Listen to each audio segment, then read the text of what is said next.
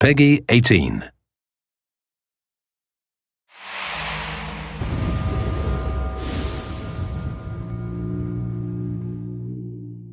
Oh, check these 4 puddles.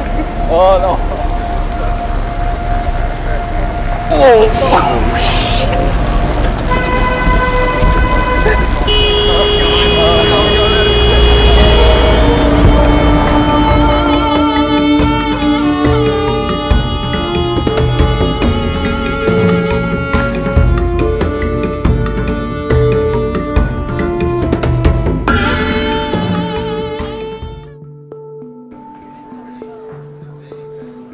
Ubisoft had a clear and lofty goal in mind as they built Far Cry 4, create the most authentic gaming experience ever. The dedicated developers in Montreal were step 1. Immersion in the game's inspiration, the Himalayas, was step 2. It was imperative to see the people, places, and things that would help bring this game to life. Nepal also suggests a lot of different kinds of environments, right? How are you going to feel going from sort of the virtual world that you have created into the new world that we're going to? In my head, I have this Wikipedia idea of what Nepal is. I've been reading about what makes it the way it is right now, what's been happening over the last 10 years, the last 1,000 years. But I'm hoping that we can uncover something that isn't presented on the web. The expectations are going to be super high after Far Cry 3. We really want to push it and bring it to the next level.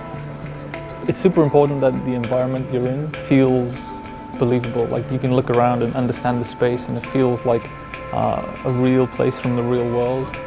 So being able to go to some of those locations is super interesting and super useful, just to see how the ground crunches under your feet and just the tiny little textures like that. And we can try and bring that extra level of authenticity to it.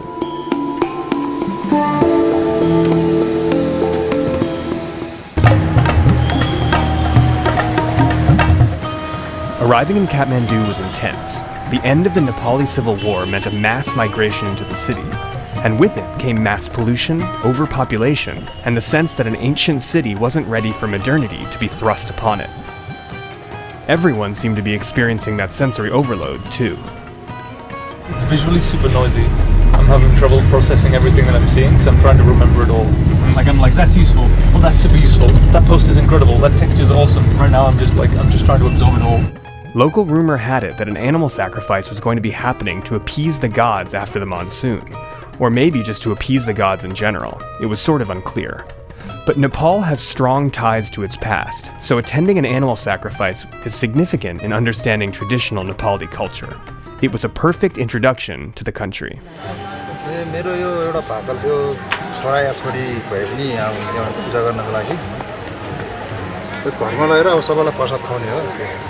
So we've made it to Dakshina Kali Temple, where the goddess Kali asks for blood sacrifice from her devotees. That face is the face only Kali could love.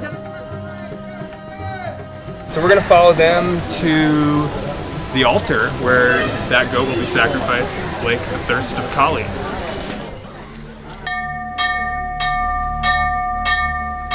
It was certainly a normal cultural moment, but for a second, everything got pretty quiet.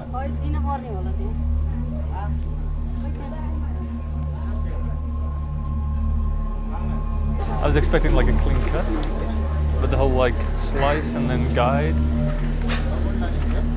It's been super interesting to get this close to the source material.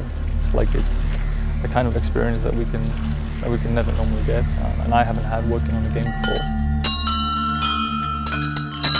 I didn't realize the significance of bells, especially around temples and places of worship. In my head before I went, I had this very stereotypical kind of soundscape of what a place of worship sounded like. I think what we'll end up with is something that's less like a stock movie soundtrack kind of vibe, and we'll capture something that's much more realistic. After a brief foray into animal sacrifice, a small plane was taken to Pokhara, a town famous for both being a gateway to the Himalayan highlands and the home base for Nepal's legendary fighting Gurkha.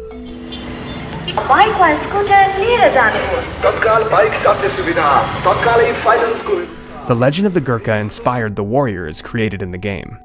मेरो खुसी लागिरहेको थियो यो वर्ष भने वर्ष रासन खाएपछि The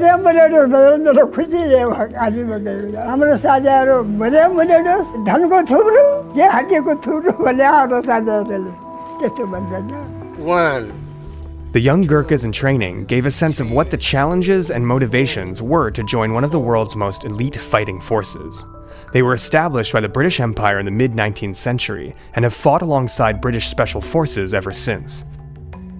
It's often said, if a man says he's not afraid of dying, he's either lying or is a Gurkha.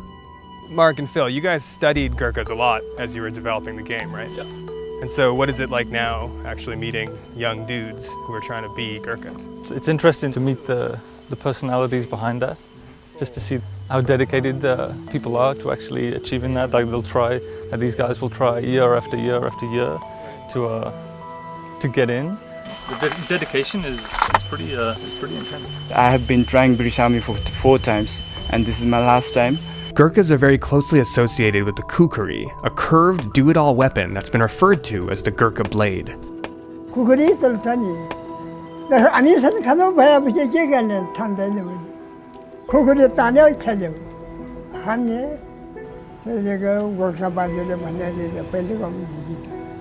Just a few years ago, a retired Gurkha successfully fought off 40 thieves who had hijacked a train, killing 3 of them and seriously injuring 8 others, with just a kukri. It's also the primary blade used in Far Cry 4. We will die for Gorkha, sir, if we are selected for British Army, Gorkha.